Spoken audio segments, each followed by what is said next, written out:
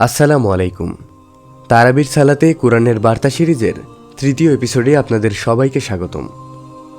তৃতীয় তারাবিতে পঠিতব্য কোরআনের অংশ হল পুরো চতুর্থ পারা ও পঞ্চম পারার প্রথমার্ধ, অর্থাৎ সূরা আলী ইমরানের শেষার্ধ এবং সূরা নিসার প্রথমার্ধ।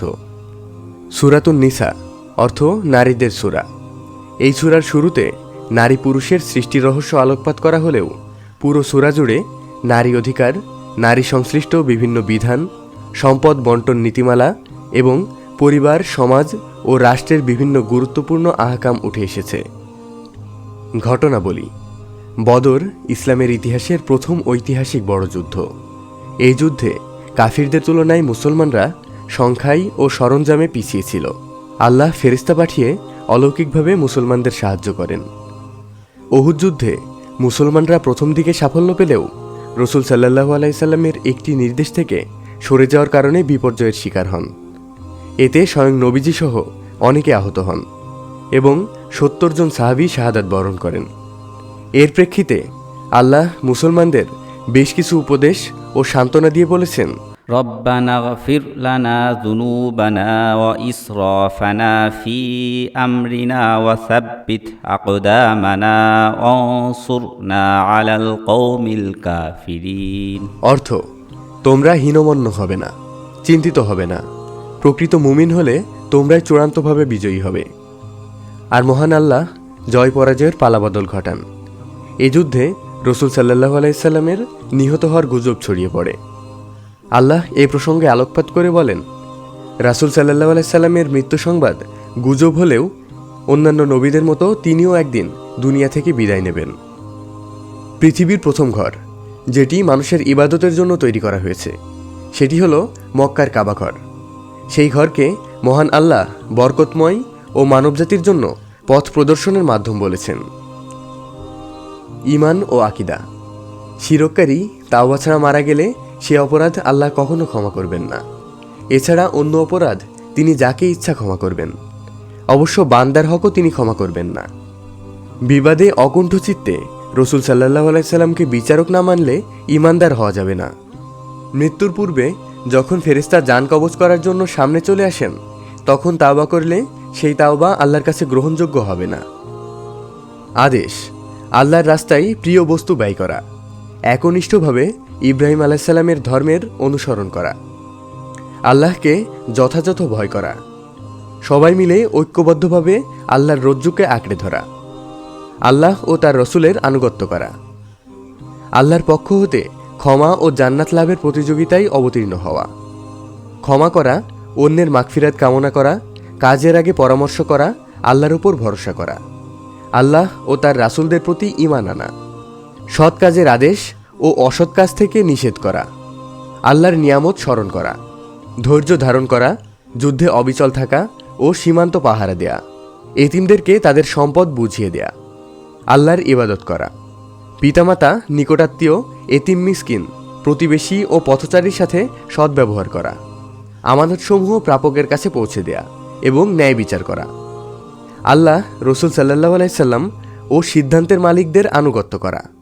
শয়তানের পক্ষাবলম্বনকারীদের বিরুদ্ধে জিহাদ করা, আল্লাহর উপর ভরসা করা, আল্লাহর রাস্তায় জিহাদ করা। নিষেধসমূহ: পরিপূর্ণ মুসলমান না হয়ে মৃত্যুবরণ না করা, মুসলমানরা পরস্পর বিচ্ছিন্ন না হওয়া, পরস্পর বিভেদ সৃষ্টি না করা, মুমিন কর্তৃক অন্যদেরকে অন্তরঙ্গ বন্ধু হিসেবে গ্রহণ না করা, চক্রবৃদ্ধি হারে সুদ না খাওয়া, শয়তানের দোসরদের ভয় না করা, এতিমের সম্পদ নিজের সম্পদের সাথে মিশিয়ে ভক্ষণ না করা, একে অপরের সম্পদ অন্যায়ভাবে গ্রাস না করা এবং অন্যায়ভাবে হত্যা ও আত্মহত্যা না করা, আল্লাহর সাথে কাউকে শরিক না করা। বিধিবিধানসমূহ: সামর্থ্যবানদের ওপর বায়তুল্লাহর হজ করা ফরজ। ইনসাফ ও সমতা রক্ষা করার শর্তে একজন পুরুষের সর্বোচ্চ 4টি পর্যন্ত বিয়ে করা জায়েজ। আর একাধিক স্ত্রীর মাঝে সমতা রক্ষা করতে না পারার আশঙ্কা থাকলে একটির উপর সীমাবদ্ধ থাকার নির্দেশনা এসেছে। স্বতঃস্ফূর্তভাবে স্ত্রীর মোহরানা পরিশোধ করতে হবে, তবে স্ত্রী সন্তুষ্ট চিত্তে কিছুটা শিথিল করলে সেটা বৈধ। মৃতের পরিত্যক্ত সম্পদ নিয়ে ওয়ারিসদের মাঝে যেন বিবাদ সৃষ্টি না হয়, সেজন্য স্বয়ং আল্লাহ পরিত্যক্ত সম্পদ বন্টনের নীতিমালা ও ওয়ারিসদের হিস্সা বর্ণনা করেছেন। এটা রক্ষা করা ফরজ। ব্যভিচারের শাস্তি বিচারিকভাবে প্রয়োগ করতে 4 জন চাক্ষুষ সাক্ষী আবশ্যক। অজু করতে অক্ষম হলে তায়াম্মুম করা যাবে। হালাল হারাম। নারী পুরুষের মাহারামের তালিকা উল্লেখ করা হয়েছে। সূরা নিসার 23 নম্বর আয়াতে 13 জন নারীর কথা বর্ণিত হয়েছে, যাদের সাথে বিবাহ বন্ধনে আবদ্ধ হওয়া হারাম। এছাড়া মাদক হারামের বিধানও বর্ণিত হয়েছে। শিষ্টাচার। সালাম ইসলামী সমাজের অনুপম সৌন্দর্য। সালামের চেয়ে অর্থবহ অভিবাদন আরেকটি খুঁজে পাওয়া কঠিন। কেউ সালাম দিলে তাকে আরও উত্তম ভাষায় জবাব দিতে হবে। সালাম দেওয়া সুন্নত হলেও এই নির্দেশের আলোকে সালামের জবাব দেওয়া ওয়াজিব। দৃষ্টান্ত: কাফিরদের সৎকর্মের বিনিময় দুনিয়াতেই দেয়া হয়। কুফুরির কারণে আখিরাতে তারা কোনো সওয়াব পাবে না। বিষয়টিকে শস্যক্ষেত্রে হিমশীতল ঝোড়ো বাতাসের সঙ্গে তুলনা করা হয়েছে, অর্থাৎ তাদের ভালো কাজকে শস্যক্ষেত্র এবং কুফুরির কারণে সেসব বিনিময় নষ্ট হওয়াকে হিমশীতল ঝোড়ো বাতাসের সঙ্গে তুলনা করা হয়েছে।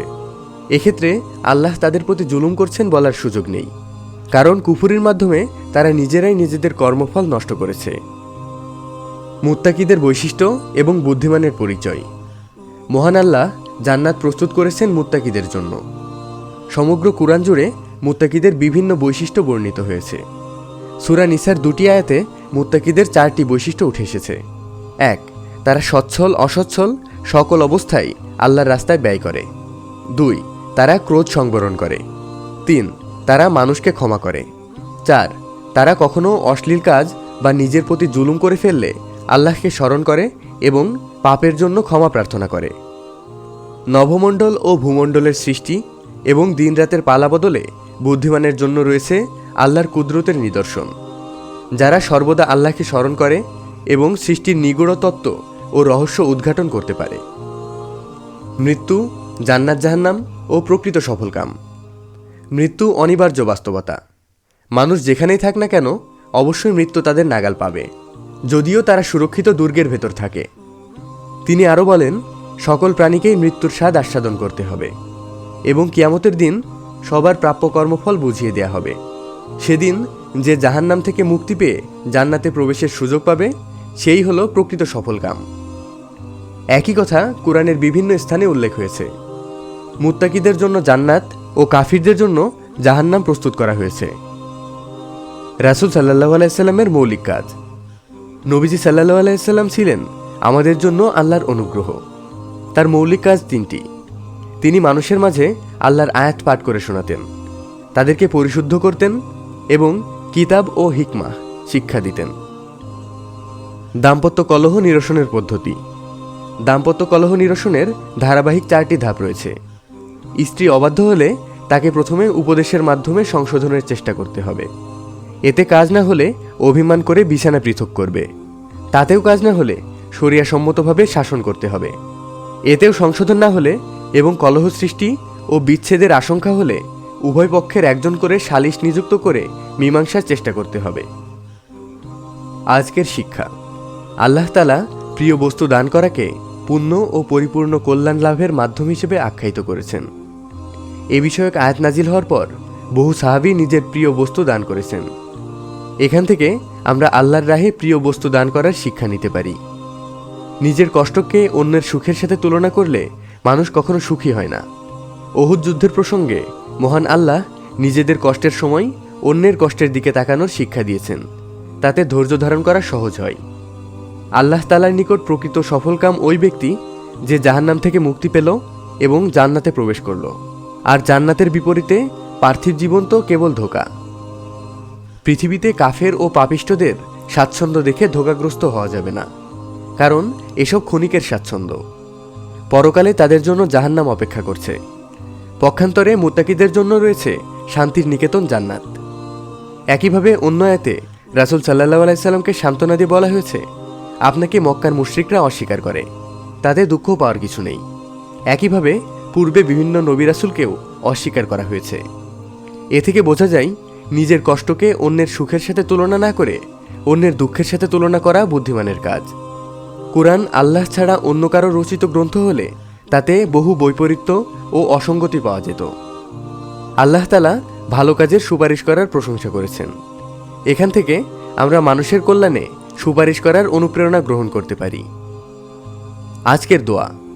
ربنا فاغفر لنا ذنوبنا وكفر عنا سيئاتنا وتوفنا مع الأبرار ربنا وآتنا ما وعدتنا على رسلك ولا تخزنا يوم القيامة إنك لا تخلف الميعاد। অর্থ, হে আমাদের প্রতিপালক, আমাদের গুনাহসমূহ এবং আমাদের কার্যাবলীতে ঘটে যাওয়া আমাদের সীমালঙ্ঘন ক্ষমা করে দিন। আমাদের দৃঢ়পদ রাখুন এবং কাফির সম্প্রদায়ের ওপর আমাদেরকে বিজয় দান করুন। ولا تهنوا ولا تحزنوا وأنتم الأعلون إن كنتم مؤمنين।